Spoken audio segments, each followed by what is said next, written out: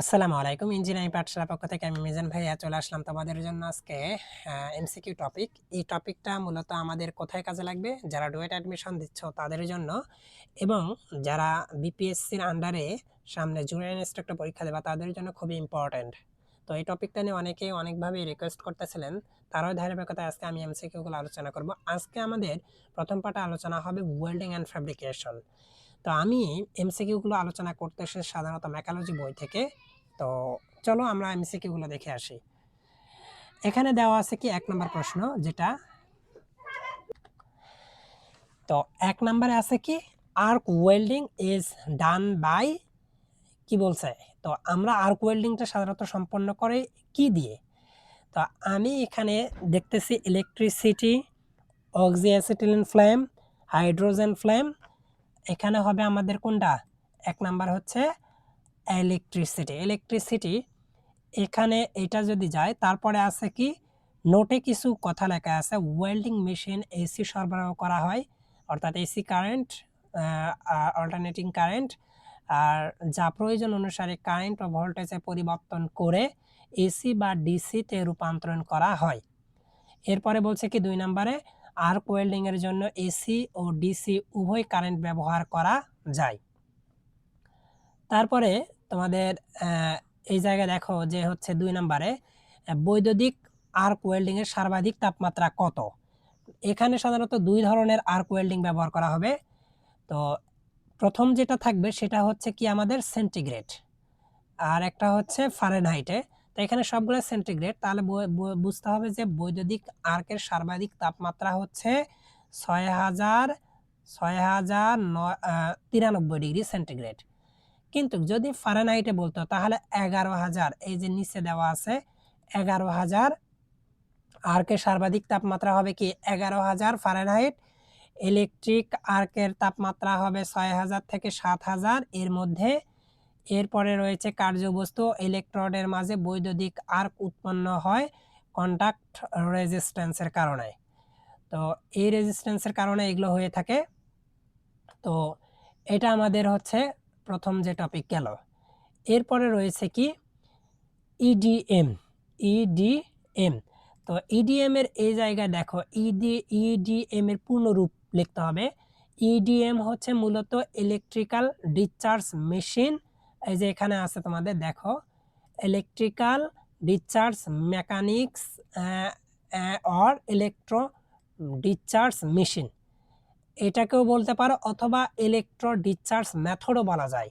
তাহলে ইডিএম এর পূর্ণরূপ হচ্ছে ৩টা। একটা হচ্ছে কি ইলেকট্রিক্যাল ডিসচার্জ মেশিনিং অথবা ইলেকট্রো ডিসচার্জ মেশিন অথবা ইলেকট্রো ডিসচার্জ মেথড। মেশিনের জায়গায় কি হবে? মেথড। এই যে এই জায়গায় আছে এটা। তো এটা যদি বুঝে থাকো তোমরা তাহলে এখানে বলছে ইডিএম হলো কি শক্তি নির্গমন পদ্ধতি, ইলেকট্রন নির্গমন পদ্ধতি আর হচ্ছে শক্তি নির্দেশক পদ্ধতি। যেহেতু এখানে এনার্জির কথা উল্লেখই নাই তার মানে এখানে হচ্ছে ইলেকট্র নির্গমন পদ্ধতি।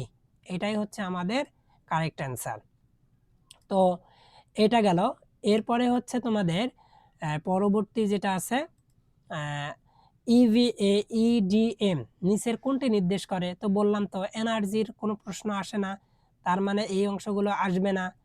তো এরপরে আছে কি ইলেকট্রো ডিসচার্জ মেথড।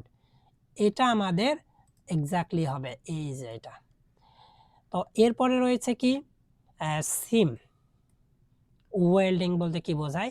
সিম ওয়েল্ডিং বলতে সাধারণত একটি আর্ক ওয়েল্ডিং পদ্ধতি, একটি অবিরাম স্পট ওয়েল্ডিং পদ্ধতি, একটি মাল্টি স্পট ওয়েল্ডিং পদ্ধতি আর একটা হচ্ছে ধাতু জোড়া দেওয়া পদ্ধতি।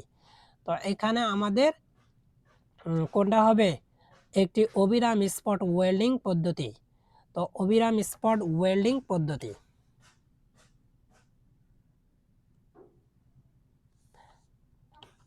আচ্ছা এরপরে রয়েছে কি আমাদের সিম ওয়েল্ডিং পদ্ধতির সাধারণত বাট ওয়েল্ডিং পদ্ধতি বলা হয়।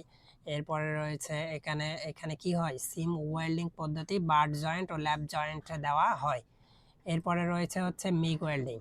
এই যে মিগ ওয়েল্ডিং এর এখানে কি বলছে মিগ ওয়েল্ডিং পদ্ধতির স্টিল ওয়েল্ডিং করার জন্য প্রয়োজন। মিগ ওয়েল্ডিং পদ্ধতিতে স্টিল ওয়েল্ডিং করার প্রয়োজন হয় কি বিশুদ্ধ oxygen, carbon dioxide gas, nitrogen, argon oxygen মিশ্রণ নাইট্রোজেন। তাহলে এটা হবে কি আর্গন এবং অক্সিজেনের মিশ্রণে করা হয় মিগ ওয়েল্ডিং। এরপরে রয়েছে কি আমাদের এখানে নোট একটা করে দিচ্ছে। নোটটা কি রয়েছে, মিগ ওয়েল্ডিং পদ্ধতিতে ব্যবহৃত গ্যাসগুলো হচ্ছে argon, helium, carbon die oxide. Argon থাকে, হিলিয়াম থাকে, কার্বন ডাই অক্সাইড থাকে। এরপরে এখানে রয়েছে কি the joint use in a water carrying pipe. আচ্ছা, এটা এখানে ক্যারিং পাইপ, এইখানে সাধারণত বলছে কি আমরা যে সকল পাইপ ব্যবহার করি সেগুলো কোন ধরনের জয়েন্ট ব্যবহার করা হয়। এগুলো nipple pipe, unique pipe, union pipe, তারপরে এক্সপানশন পাইপ আর সকেট পাইপ। তা আমরা সাধারণত ব্যবহার করে থাকি সকেট পাইপ। কোন পাইপটা? সকেট পাইপটা ব্যবহার করে থাকি। কোন কাজে? ওয়াটার সাপ্লাইয়ের যখন আমরা ব্যবহার করি তখন হচ্ছে সকেটগুলো ব্যবহার করি আমরা বাসা বাড়িতে যে সকল সকেট ইউজ করে থাকি। তো এগুলো নোট কিছু দেওয়া আছে, নোটগুলো দেখো। নোটগুলোতে আছে কি পানি সরবরাহ করা হয় এমন পাইপ, তারপরে হচ্ছে দেওয়া আছে কি সকেট জয়েন্ট দেওয়া হয়। এটা এখানে সাধারণত পানি সরবরাহ করার সময় পাইপে দুই ধরনের জয়েন্ট দেওয়া হয়, একটা হচ্ছে স্পগট আর একটা হচ্ছে সকেট জয়েন্ট। আর একটা হচ্ছে কম গতি এবং কাস্ট আয়রন দ্বারা তৈরিকৃত পাইপ সাধারণত সকেট জয়েন্ট দেওয়া হয়। একই ব্যাসের দুটি পাইপকে জোড়া দেওয়ার জন্য সাধারণত কি বাট জয়েন্ট দেওয়া হয়। এই জায়গাগুলো অবশ্যই তোমাদের মনে রাখতে হবে। কি বলছে এখানে? একই ব্যাসের পাইপ, ব্যাস দুটো যদি পাইপের একই হয় তখন দেওয়া হবে কি আমাদের বাট জয়েন্ট। আর যদি কম গতি এবং কাস্ট আয়রন, গতি কি হবে? কম হবে এবং এটা হবে কি কাস্ট আয়রন দ্বারা তৈরি পাইপ, সাধারণত সকেট জয়েন্ট দেওয়া হয়। আর পানি সরবরাহ করার জন্য এমন পাইপ যে সাধারণত স্পগেট, এই যে এটা আর এখানে আছে সকেট জয়েন্ট, সাধারণত দুই ধরনের দেওয়া হয়। তো তোমরা মোটামুটি এই জায়গাগুলো বুঝতে পারলে এখন আমরা হচ্ছে পরবর্তী ইয়াটাতে চলে যাই। এখানে বলছে মেটাল ক্যান বি জয়েন্ট, অর্থাৎ মেটালে কোন ধরনের জয়েন্ট ইউজ করা হয়। মেটালে কোন ধরনের জয়েন্ট ইউজ করা হয় বলো তো? এখানে আছে সাধারণত পিনিং জয়েন্ট, তারপরে হচ্ছে কাপলিং জয়েন্ট, তারপরে রয়েছে হোবিং জয়েন্ট, এরপরে রয়েছে সোল্ডারিং জয়েন্ট। তো মেটালে সাধারণত আমরা কোন ধরনের ইউজ করি? এখানে পিনিং জয়েন্ট, কাপলিং জয়েন্ট বা হোবিং জয়েন্ট ইউজ করা হয় না, এখানে জাস্ট কি করা হয়? সোল্ডারিং জয়েন্ট ব্যবহার করা হয়। সুতরাং মেটালে ব্যবহার করা হয় সোল্ডারিং জয়েন্ট। নোটগুলো ইম্পর্টেন্ট, নোটগুলো তোমরা অবশ্যই মাস্ট বি ভালো করে পড়বে, এগুলো থিওরি পার্টেও চলে আসে। তো এখানে মেটাল সারফেসকে আরও শক্ত করার জন্য নির্দিষ্ট টুল দ্বারা ক্রমাগত আঘাত করাকে পিনিং বলা হয়। কি বলা হয়? পিনিং। পিনিং কোনটাকে বলা হয় বলো? পিনিং বলা হয় সাধারণত এই যে দেখো, সারফেসকে আরও শক্ত করার জন্য নির্দিষ্ট টুল দ্বারা ক্রমাগত আঘাত করাকে কি করে? আঘাত করাকে বলা হয় পিনিং। আর একটি শক্ত একটি শ্যাফট হতে অন্য একটি শ্যাফটকে শক্তি সঞ্চালন করার জন্য একত্রে সংযুক্ত করার পদ্ধতিকে বলা হয় কাপলিং। আর হোবিং কাকে বলে? হোবিং পদ্ধতিতে গিয়ার ও স্প্রোগেটের কেটে দাঁত কাটা হয়, এটাকে বলা হয় হোবিং। হোবিংটা দেখো, এই পদ্ধতিতে গিয়ার ও স্প্রোকেটের দাঁত কাটা হয়। আর কাপলিং এর সাহায্যে শ্যাফট হতে অন্য শ্যাফটে শক্তি সঞ্চালন করা হয়। আর পিনিং এর সাহায্যে মেটাল সারফেসকে শক্ত করা হওয়ার জন্য নির্দিষ্ট টুল ক্রমাগত ব্যবহার করা হয়। তো আমাদের মূলত এই এই যে নোটগুলো যেগুলো, এগুলো খুবই ইম্পর্টেন্ট। এরপরে আমাদের কি আছে? এখানে আছে মূলত আল্ট্রাসনিক। এই যে ultrasonic detect, ultrasonic sound detector is use to, এখানে আল্ট্রাসনিকে কি ইউজ করা হয়? ল্যাগ টেস্ট, তারপর বিয়ারিং টেস্ট আছে, বোথ অ্যান্ড দেম আর নান অফ দেম। এখানে সাধারণত আল্ট্রাসনিক সাউন্ড ডিটেক্টরে ইউজ করা হয় ল্যাগ টেস্ট। কি করা হয়? Lag test. আল্ট্রাসনিক টেস্টে সাহায্যে অদৃশ্য ত্রুটি এবং লিক খুঁজে বের করা হয়। আল্ট্রাসনিক কেন ব্যবহার করা হয়? অদৃশ্য ত্রুটি এবং লিক খুঁজে বের করার জন্য। এরপরে বলা হয়েছে সোল্ডারিং। এই যে সোল্ডারিং পদ্ধতিতে সাধারণত তাপমাত্রা পাল্লা কত? সোল্ডারিং পদ্ধতিতে তাপমাত্রার পাল্লা কত? এটা ইউজ করা হবে সাধারণত 180 থেকে কত 250 এর মাঝে থাকবে। সর্বনিম্ন 180 হবে এবং সর্বোচ্চ হবে 250। এটা যদি আমাদের হয়ে থাকে তাহলে তোমাদের অবশ্যই মাস্ট বি এই জায়গাগুলো খুব ভালো করে দেখতে হবে, যাতে করে তোমরা ভুল না করো। এরপরে নোটে যদি আমি দেখি নোটে কি বলছে। নোটে বলছে যে সোল্ডারিং পদ্ধতিতে তাপমাত্রার পাল্লা, সোল্ডারিং যেটা পদ্ধতি ব্যবহার করা হবে সেই পদ্ধতিতে পাল্লা হবে 150 থেকে 300। তার মানে সোল্ডারিং পদ্ধতির তাপমাত্রার পাল্লা এখানে আছে, বাট পরীক্ষাতে দেওয়া ছিল এই অংশটা। তো আমাদের কাছাকাছি যেটা থাকবে সেটা দেখো 150 থেকে 300, 150 থেকে 300, কোথাও আছে 300 থেকে 500, বাট এখানে মিডল পর্যায়ে এটা আছে, যার কারণে আমরা এটা ইউজ করছি। হ্যাঁ, এরপরে বলা হয়েছে সোল্ডারিং হচ্ছে টিন। সোল্ডার হচ্ছে টিন 63%, সীসা হচ্ছে 37% সংকর ধাতু রয়েছে। তাহলে সোল্ডার হচ্ছে টিন 63, সীসা 37 সংকর ধাতু এটা। আর ব্রেজিং পদ্ধতিতে তাপমাত্রা পাল্লা হচ্ছে 600 ডিগ্রি থেকে 1100 ডিগ্রি, অর্থাৎ দ্বিগুণ এর কাছাকাছি।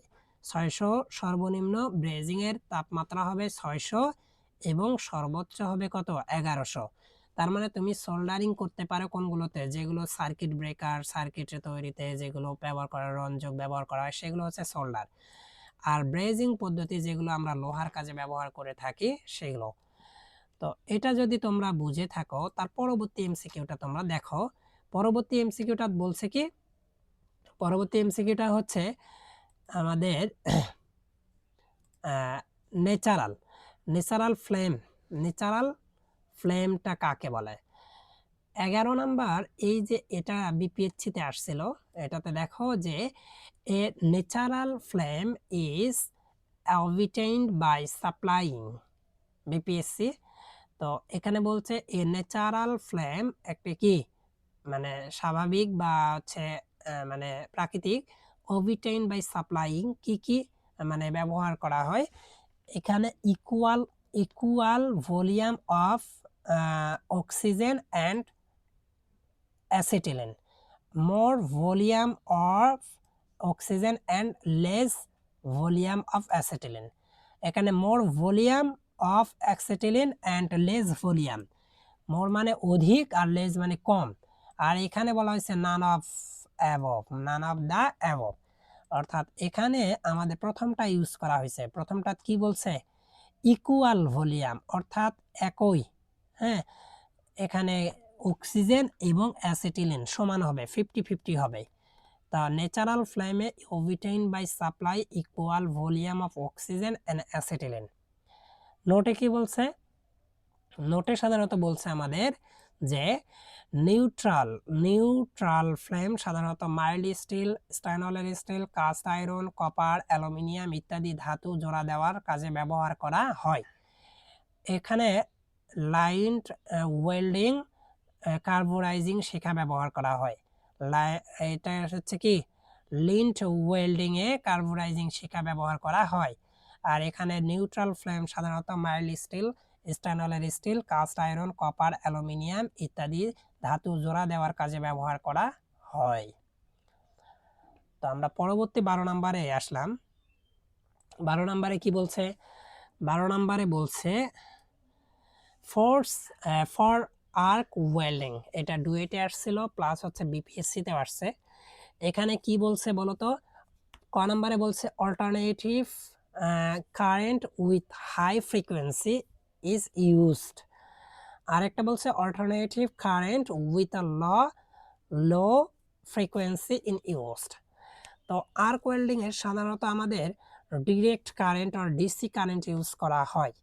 এসি কারেন্টের নিম্ন ফ্রিকোয়েন্সি বা হাই ফ্রিকোয়েন্সি নয়, এখানে ব্যবহার করা হয় জাস্ট কি ডাইরেক্ট কারেন্ট বা ডিসি কারেন্ট, ডিসি ইউজ করা হয়। তো আর্ক ওয়েল্ডিংয়ে কি করা হবে, এই যে আর্ক ওয়েল্ডিং এ ক্ষয়িষ্ণু বা ক্ষয়িষ্ণু বা ক্ষয়হীন ইলেকট্রড, বা এটাকে বলা হবে অক্ষয়িষ্ণু ইলেকট্রড, এবং জোড়া স্থানকে অক্সিডেশনের হাত থেকে রক্ষা করার জন্য কি করা হয়, শিফট অ্যান্ড গ্যাস বা ফ্লাক্স ব্যবহার করা হয়। তো এরপরে বলা হয়েছে কি, ইলেকট্রডের জবের মধ্যকার কি পরিমাণ ফাঁকা রাখা হয়, ইলেকট্রড ও জবের মধ্যে কি পরিমাণ ফাঁকা রাখা হয়। তো এখানে কি পরিমাণ ফাঁকা রাখা হয়, 1/8 ইঞ্চি। ইলেকট্রড ও জবের মাঝে ফাঁকা স্থানে আর্ক উৎপন্ন করে। আর হচ্ছে এই ফাঁকা স্থানের পরিমাণ হবে 1/8 ইঞ্চি বা 3 মিলিমিটার হয়ে থাকে। এই ফাঁকা স্থানকে আর্ক লেন্থ বলা হয়, আর্ক লেন্থ। তারপরে 14 নম্বরে কি বলছে, 14 নম্বরে বলছে the main function of a fish plate is, the main function, প্রধান যে ফাংশন রয়েছে এটা আমাদের কি করতে হবে। এখানে মূলত কথাটা দ্বারা কি বুঝাইছে, ফিশ প্লেটের প্রধান কাজ কি, ফিশ প্লেটের যে প্রধান কাজ রয়েছে এটা কাজটা কি, এটাকে যদি আমি ব্যাখ্যা করি তাহলে হবে কি, রেল লাইনের দুটা এই যে রেলকে মজবুতভাবে যুক্ত করে রাখা, যাতে রেল লাইন সোজা থাকে এবং ট্রেন চলাচলের সময় যেন স্থিরতা ও শক্তি বজায় থাকে। তো এই কাজে সাধারণত আমরা ব্যবহার করে থাকি কি, to joint the two rail together, to joint the two rails together. আমরা জানি যে রেল লাইন দুটি পাতের মাঝে সামান্য ফাঁকা রাখা হয়, ফাঁকা জায়গায় দুই পাশে নাট বোল্টের সাহায্যে দুটি পাত দ্বারা জোড়া দেওয়া হয়, সেই দুটি পাতকে বলা হয় ফিশ প্লেট। বোঝা গেছে। এরপরে এখানে একটা বলা হয়েছে E60-13। আচ্ছা, এই যে 60-13, এইখানে এগুলো দ্বারা 60 দ্বারা কি বোঝানো হয়েছে, এই 60 দ্বারা কি বোঝানো হয়েছে, 60 দ্বারা বোঝানো হয়েছে কি, এই দিক দিয়ে অনেকগুলো আমাদের প্রত্যেকটা নাম রয়েছে, তবে 60, এই যে এই 60 অংশটা একটা অংশ, আর এই যে 3 অংশটা একটা আলাদা অংশ, 3 অংশটা আলাদা অংশ, 1 অংশটা আলাদা অংশ, 60 দ্বারা এটা আলাদা অংশ, এবং দ্বারা আলাদা অংশ। তো প্রতিটাকে নাম বিভক্ত করা হয়েছে। তো আমি যদি এটাকে ব্যাখ্যা করি তাহলে মূলত ব্যাখ্যা অনুযায়ী এখানে অনেক কিছু রাখা যায়। তো আমি 60 দ্বারা কি বুঝি, 60 দ্বারা বুঝি যে টেনশিয়াল স্ট্রেংথ, এটাকে বলা হবে কি, টেনসাইল স্ট্রেংথ, টেনসাইল স্ট্রেংথ। তো এখানে 60 দ্বারা টেনসাইল স্ট্রেংথ অর্থাৎ 60 KSI নির্দেশ করে। তারপরে 60 এর পরে 1 সংখ্যা দ্বারা, এই যে 60 এর পরে 1 সংখ্যা দ্বারা পজিশনাল নির্দেশ করে, আর শেষের সংখ্যা দ্বারা পোলারিটি বা ফ্লাক্সের ধরন নির্দেশ করে। সবচেয়ে বেশি ব্যবহার করা হয় E1610 এবং E1611। E1610 ইলেকট্রড ডিসি কারেন্টের ক্ষেত্রে ব্যবহার করা হয়, এবং E1611 ইলেকট্রড এসি কারেন্টের ক্ষেত্রে ব্যবহার করা হয়। তোমাদের ক্লিয়ার করার জন্য আরেকবার জিনিসটাকে বোঝাই, এই যে এখানে আছে, এই দ্বারা বোঝায় ইলেকট্রড, এই 60 যে আছে, এই 60 দ্বারা বোঝায় হলো টেনসাইল স্ট্রেংথ, টেনসাইল স্ট্রেংথ, যাকে সাধারণত 60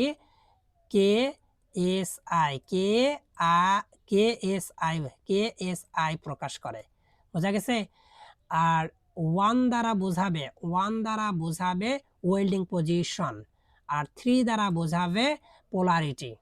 তার মানে হচ্ছে ইলেকট্রড টেনসাইল স্ট্রেংথ, এটাকে বলা হবে পোলারিটি, ওয়েল্ডিং পজিশন, অ্যান্ড হচ্ছে 3 হচ্ছে পোলারিটি।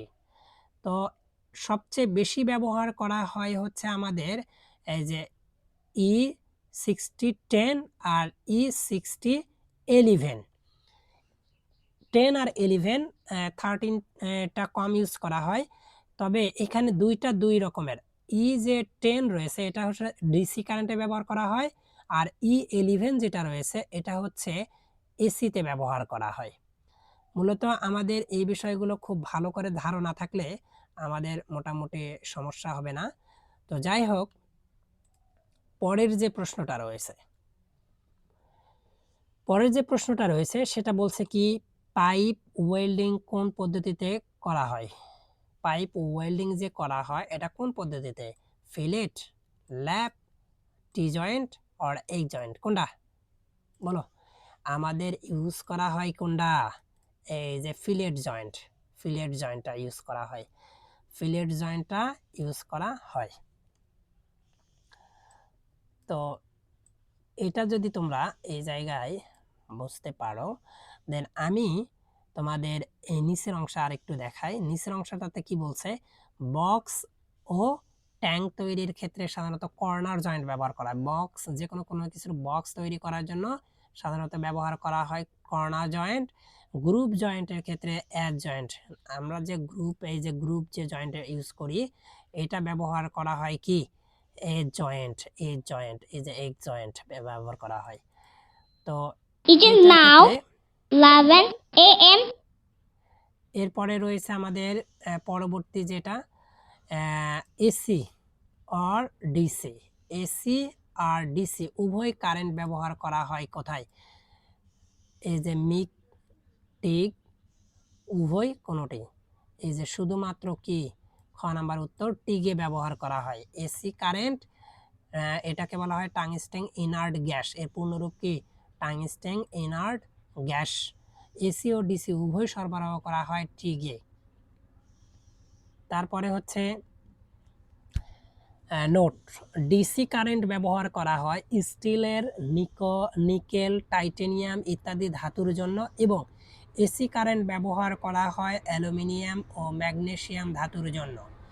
কপার অ্যালয় ওয়েল্ডিং এর ক্ষেত্রে ডিসি কারেন্ট স্টেট পোলারিটি ব্যবহার করা হয়। এগুলো হচ্ছে আমাদের নোটগুলো খুবই ইম্পর্টেন্ট, তোমরা নোটগুলো ভালো করে পড়বা। এরপরে রয়েছে স্পট ওয়েল্ডিংয়ে ইলেকট্রডের ব্যবহার। স্পট ওয়েল্ডিংয়ে কি ব্যবহার করা হয়? ইলেকট্রড ব্যবহার করা হয়। এখানে stainless steel, aluminium, copper, brush. তো কপার ইউজ করা হয়। স্পট ওয়েল্ডিংয়ে ব্যবহার করা হয় কি, কপার। সাধারণত কি করা হয়, সাধারণত আমাদের যে এখানে এই যে নোটটা দেখো, তোমরা নোটটা দেখলে বুঝতে পারবে, সাধারণত 0.5 মিলিমিটার থেকে 3 মিলিমিটার পুরুত্বের শীট মেটালকে স্পট ওয়েল্ডিং পদ্ধতিতে জোড়া দেওয়া হয়।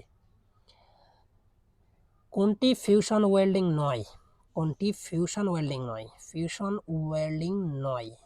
এই যে ঘর্ষণ ওয়েল্ডিংটা ফিউশন ওয়েল্ডিং নয়। Fusion welding, arc welding, thermite welding, এগুলো হচ্ছে ফিউশন ওয়েল্ডিং। আর ফিউশন ওয়েল্ডিং নয় হচ্ছে ঘর্ষণ ওয়েল্ডিং। ফিউশন ওয়েল্ডিং কোনগুলো, এটা তোমরা এই যে নোটটাতে দেখো। ফিউশন ওয়েল্ডিং হলো arc welding, gas welding, resistance welding, এগুলো হচ্ছে ফিউশন ওয়েল্ডিং। আর নন ফিউশন ওয়েল্ডিং কোনগুলো? নন ফিউশন ওয়েল্ডিংগুলো হচ্ছে ঘর্ষণ welding, ultrasonic welding, cold welding, force welding, roll welding. তাহলে ফিউশন ওয়েল্ডিং এবং নন ফিউশন ওয়েল্ডিং, এই তিনটাকে যদি তোমরা দুইটাকে দেখো ভালো করে, পার্থক্যটা বুঝতে পারবে যে সকল ধরনের arc welding, gas welding, resistance welding, এটাকে বলা হয় ফিউশন ওয়েল্ডিং। আর নন ফিউশন ওয়েল্ডিং কাকে বলে? ঘর্ষণ welding, ultrasonic welding, cold welding. ঘর্ষণ, আল্ট্রাসনিক, কোল্ড, ফোর্স, প্রত্যেকটা এগুলো ব্যাখ্যা আছে বইয়ে, তোমরা পড়ে নিবা, দেখবা যে পারবা। এরপরে রয়েছে হচ্ছে আমাদের 20 নাম্বারটা দেখো। 20 নাম্বারে রয়েছে নিচের কোন ওয়েল্ডিং পদ্ধতিতে ওয়েল্ডিং টর্চ ব্যবহার করা হয়, spark welding, electronic resistance welding, gas welding, electronic. এই যে আমাদের গ্যাস ওয়েল্ডিং ইউজ করা হয়, গ্যাস ওয়েল্ডিংয়ে সাধারণত ওয়েল্ডিং টর্চ ইউজ করা হয়। এরপরে রয়েছে গ্যাস ওয়েল্ডিং পদ্ধতিতে, গ্যাস ওয়েল্ডিং পদ্ধতিতে সাধারণত দাহ্য গ্যাস হিসেবে সাধারণত অ্যাসিটিলিন ব্যবহার করা হয়। এছাড়া প্রোপেন, এলপিজি, প্রাকৃতিক গ্যাস, হাইড্রোজেন ইত্যাদি গ্যাস ব্যবহার করা হয়। এরপরে রয়েছে হচ্ছে রিভেট লাগানোর কাজ। রিভেট লাগানোর কাজে কোন যন্ত্রাংশ ব্যবহার করা হয়? রিভেট লাগানোর কাজে ব্যবহার করা হয় কোন যন্ত্রাংশ? Riveting hammer, screwdriver, software hammer, wire gas. Riveting hammer. তবে তোমাদের জন্য সবচেয়ে ভালো হবে যে এটা সঠিক অ্যান্সার সেটা কি পড়বা, তাহলে কি হবে মনে থাকবে। এক্স্যাক্টলি অনেকগুলো পড়লে অপশনগুলো এলোমেলো হয়ে যায়। এরপরে দেখো, রিভেট একটি মেকানিক্যাল ফাস্টেনার যা দুটি পাতকে দৃঢ়ভাবে জোড়া দেওয়ার কাজে ব্যবহার করা হয়। রিভেট জয়েন্ট দেওয়ার জন্য পাঞ্চ বা ড্রিলের সাহায্যে নির্ধারিত ছিদ্র তৈরি করা হয়। রিভেট জয়েন্ট দেওয়ার জন্য পাঞ্চ বা ড্রিলের সাহায্যে কি করা হয়? নির্দিষ্ট ছিদ্র তৈরি করা হয়। আর রিভেট একটি মেকানিক্যাল ফাস্টেনার যা দুটি পাতকে দৃঢ়ভাবে জোড়া দেওয়ার কাজে ব্যবহার করা হয়। রিভেট জোড়। আচ্ছা, এরপরে বলা হয়েছে কি যে what is used joining medium in ব্রেজিং operation. অর্থাৎ এখানে তোমাকে এটা কাকে বলে এটা তোমাকে বুঝতে হবে। ইংলিশগুলো আসলে অনেক জায়গায় আসে। ইংলিশটা কি বলছে দেখো, what is use as joining medium in ব্রেজিং operation. তো এই জায়গাটা তোমাকে মানে যদি বোঝো তাহলে তুমি খুব সহজে বুঝতে পারবে যে ব্রেজিং অপারেশনের যে জয়েনিং মাধ্যম ব্যবহার করা হয় তা কোনগুলো। ব্রেজিং অপারেশনের যে জয়েনিং মাধ্যম ব্যবহার করা হয় তা কোনগুলো? অর্থাৎ ব্রেজিং এর মূল ধাতু গলানো হয় না, বরং কম গলনাঙ্কের ফিলার ধাতু গুলিয়ে দুটি ধাতুকে যুক্ত করা হয়। সেগুলো কি? এই যে copper zinc alloy, copper zinc alloy কি হলো? কপার এবং জিঙ্কের অ্যালয় এটা ব্যবহার করা হয়, এটাকে ফিলার মেটালও বলা হয়। তো কপার জিঙ্কের সংকর ধাতুর ব্রাশ বা পিতল যাকে স্প্লেটারও বলা হয়। এরপরে বলা হয়েছে ওয়েল্ডিং জোড়া পরীক্ষার জন্য ধ্বংসাত্মক টেস্ট। ওয়েল্ডিং জোড়া পরীক্ষার জন্য ধ্বংসাত্মক টেস্ট ডিটি এটা হচ্ছে কি টেনসাইল টেস্ট। তো আমাদের 23 নাম্বার হয়েছে। এরপর 24 নাম্বারটাতে কি বলছে? অক্সিডাইজিং শেখার অক্সিজেন ও অ্যাসিটিলিনের অনুপাত কত? অক্সিডাইজিং শেখায় অক্সিজেন এবং অ্যাসিটিলিনের অনুপাত হবে, অক্সিডাইজিং শেখায় অক্সিজেন হবে 1.5 এবং অ্যাসিটিলিন হবে 1, অর্থাৎ অক্সিজেনের মানে অনুপাতটা বেশি হবে। অক্সিডাইজিং শেখা কপার ও zinc, magnesium, steel, cast iron ইত্যাদি ধাতুর জন্য ব্যবহার করা হয়। এই শেখার সর্বোচ্চ তাপমাত্রা 3300 থেকে 300 ডিগ্রি সেন্টিগ্রেড। গ্যাস শিখা ইনার কয়েন এর সর্বোচ্চ তাপমাত্রা পাওয়া যায়। অক্সিজেন হাইড্রোজেন শেখার তাপমাত্রা 2400 ডিগ্রি সেন্টিগ্রেড। এই জায়গাটা দেখো কি বলছে, অক্সিডাইজিং, এই ইন্ডিয়ার নোটটা ভালো করে দেখো, নোটটাতে কি বলছে? অক্সিডাইজিং শেখায় copper, zinc, magnesium, steel, copper, zinc, এই যে কপার, এই যে জিঙ্ক, এই যে ম্যাগনেসিয়াম, তারপরে হচ্ছে কাস্ট আয়রন, এই যে তিনটা ইত্যাদি ধাতুর জন্য ব্যবহার করা হয়। এই শেখার সর্বোচ্চ তাপমাত্রা হলো 3300 ডিগ্রি সেন্টিগ্রেড। গ্যাস শেখা ইনার কয়েন এর সর্বোচ্চ তাপমাত্রা পাওয়া যায় এবং হাইড্রোজেন শেখার তাপমাত্রা হলো 2400। তাহলে অক্সিডাইজিং শেখার যে সর্বোচ্চ তাপমাত্রা এটা হচ্ছে 3300 ডিগ্রি সেন্টিগ্রেড আর অক্সি হাইড্রোজেন এর হচ্ছে 2400। মোটামুটি এইগুলো ছিল এই যে এই নোটগুলোর ভিতরে গুরুত্বপূর্ণ কিছু কথা। এরপরে নতুন যে বিষয়টা সেটা হচ্ছে গ্যাস কাটিং টর্চে কয়টি ভাল্ব থাকে। গ্যাস কাটিং ভাল্বে কয়টি কি থাকে ভাল্ব থাকে?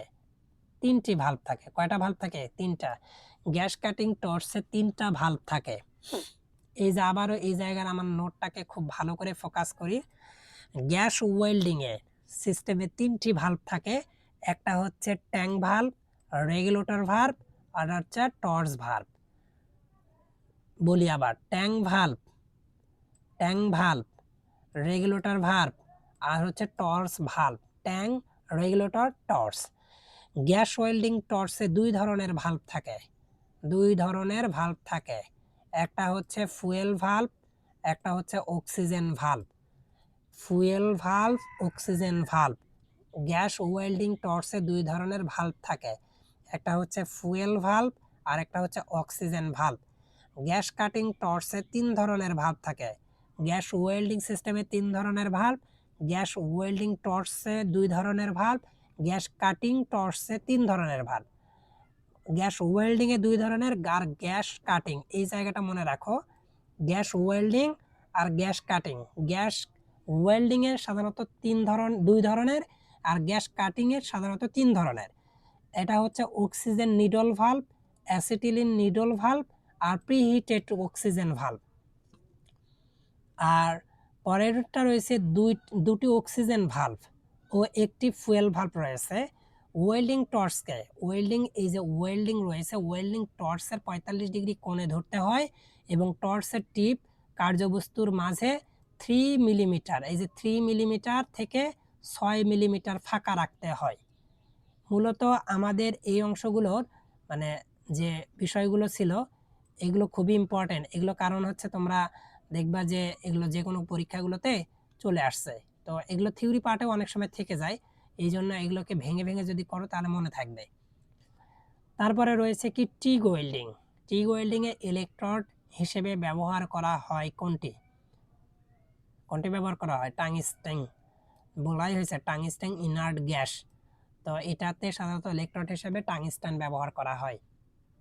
এই জায়গাতেও কিছু যে জায়গা দেখি আমরা, টাংস্টেন ইলেকট্রোড এ ইলেকট্রিসিটি ইমিসিবিলিটি সিবিটি, এই যে ইমিসিবিটি অধিক থাকে, ইলেকট্রন ইমিসিবিটি অধিক থাকে। আর টিগ ওয়েল্ডিং এ শিল্ড গ্যাস হিসেবে হিলিয়াম ও আর্গন গ্যাস ব্যবহার করা হয়। টিগ ওয়েল্ডিং পদ্ধতিতে ম্যাগনেসিয়াম ওয়েল্ডিং এর ক্ষেত্রে ডিসি কারেন্টের রিজার্ভার পোলারিটি ব্যবহার করা হয়। তো মিগ ওয়েল্ডিং এর পূর্ণ নাম কি? মিগ ওয়েল্ডিং হলো metal inert gas arc welding. অর্থাৎ এই যে metal inert gas welding, arc না, এটা তো হচ্ছে MIG, metal inert gas welding. তো এটা হচ্ছে আমাদের মানে মিগের পূর্ণরূপ। তো 27-এর হচ্ছে ঘ নাম্বার। তারপরে আমাদের কি করতে হবে? 27 গেল। এরপরে হচ্ছে 27-এর এই জায়গাটা দেখো। 27-এর বলা আছে কি, এই জায়গাটাতে বলা আছে একে জিএমএডাব্লিউ বলা হয়, যার পূর্ণ রূপ হবে তখন আর্ক। জিএমএডাব্লিউ এটা হচ্ছে গ্যাস মেটাল আর্ক ওয়েল্ডিং। তারপরে বলা হয়েছে কি, তারপরে হচ্ছে ইলেকট্রো নাম্বারিং পদ্ধতি তৃতীয় 3 দ্বারা কি বোঝানো হয়েছে?